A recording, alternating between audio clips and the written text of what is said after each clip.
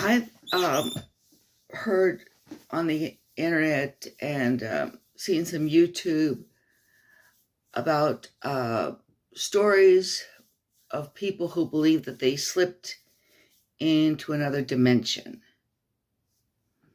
Okay, now assuming that these people were not lying,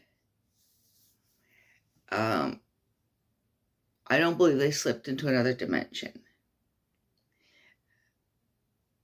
But it actually brings up a question that is interesting, and that is, you do not have to be a mentally ill person in order to hallucinate.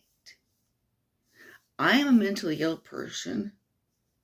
I am a severely mentally ill person. And I don't hallucinate. I never have hallucinated.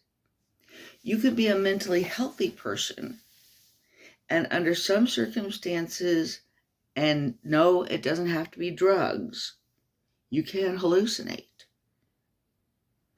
Okay, a couple of the stories having to do with interdimensional travel, it seemed very obvious to me, were stories having to do with highway hypnosis.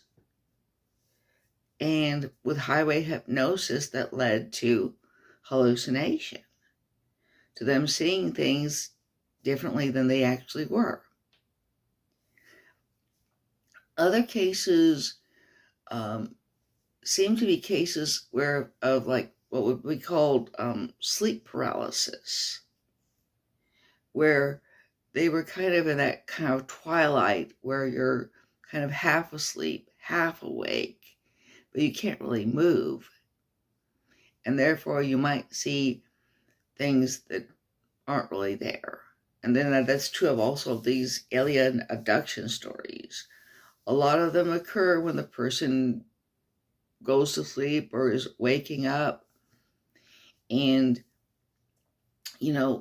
that is a good time for a person who is not mentally ill to start having what we might call daymares or waking dreams. There's also other stories which I think have to do with people just not remembering things right. Again, you don't necessarily have to be a mentally ill person to have memory problems. The famous case of a woman named Lorena Garcia in Spain. She believes that she woke up in another dimension. It's far more likely that she woke up probably after some sort of a stroke or something and had memory and just is remembering things wrong. It's very unlikely that she went to sleep in one dimension and woke up in another. And again, I also think it's possible for groups of people to kind of have an infected hallucination, especially if they panic. And some of those cases, I think, involve that sort of phenomenon. So I just wanted to put that out there, that you do not have to be mentally ill in order to hallucinate under some circumstances. And these cases involving time travel, interdimensional travel, alien abductions, a lot of them are people who are mentally healthy. They're not liars, but they hallucinated.